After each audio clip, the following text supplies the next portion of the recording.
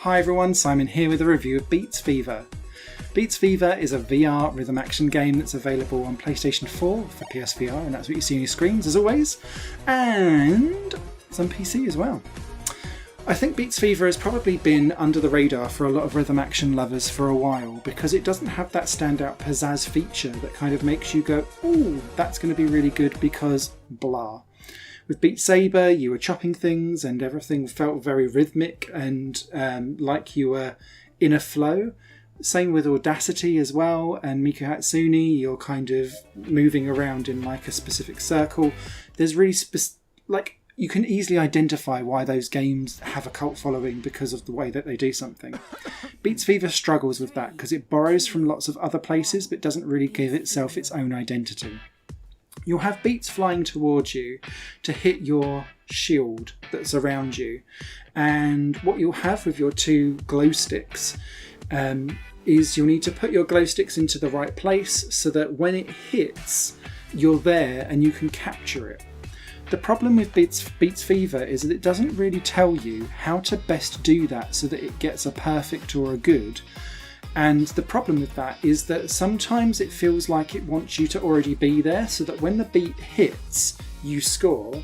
Other times it wants it so that you move into that location so that when the beat hits, you're moving in and that scores a perfect. Maybe it's a setup issue and the way how I play this game, but it seems to not really be specific in what it wants. And then it will be like arbitrarily giving me like fails for things that I feel like I've hit. And that initially, especially for the first half hour or so, really gave me a lot of frustration with the game. Over time, that then improved.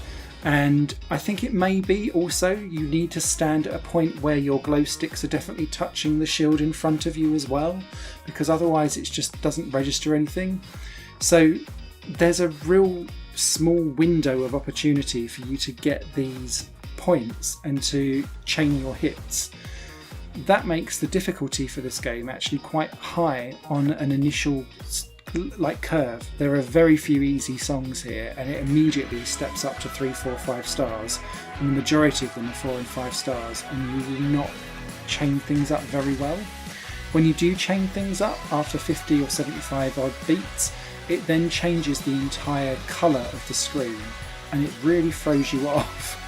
So I was a bit like and I'd quite often, as soon as the colour would change, I would lose track of all of the things coming towards me because the colours don't blend nearly as nicely, and then I would lose that chain and then I'd be straight back to the original colour set, and I'd find that quite frustrating too.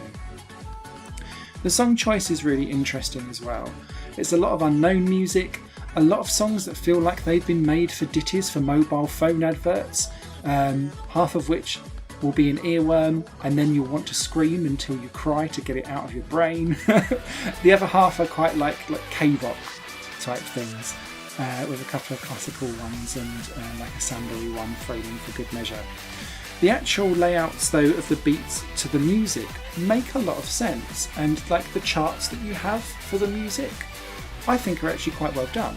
And that's probably to Beats Fever's strength, and one of its greatest strengths really, is that you do feel like you are moving to the beat of the music and the flow of the riffs as you go along. And that's really the best praise that you can give sometimes for a rhythm action game, is does it actually feel like you are in the rhythm? And with Beats Fever you definitely do. It's just that a lot of the other things that kind of make a good VR rhythm action, well, just rhythm action game in general, a good game into a great or an excellent game, is missing from Beats Fever. I feel like it's a patch or so away from a really polished up, good to excellent effort, but it's been out for a while and I don't see that happening. What I would say though is that if you are a rhythm action fan, if you spot this cheap, do pick it up. I think you could have quite a good bit of mileage from it. But just be aware that you'll dip into this and then dip out to other games and probably have a slightly more enjoyable experience, and then come back to this for a rough around the edges like quirky and then dive back out again. That seems to be how I play Beats Fever anyway.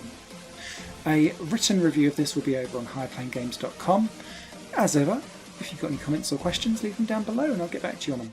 Until then, take care.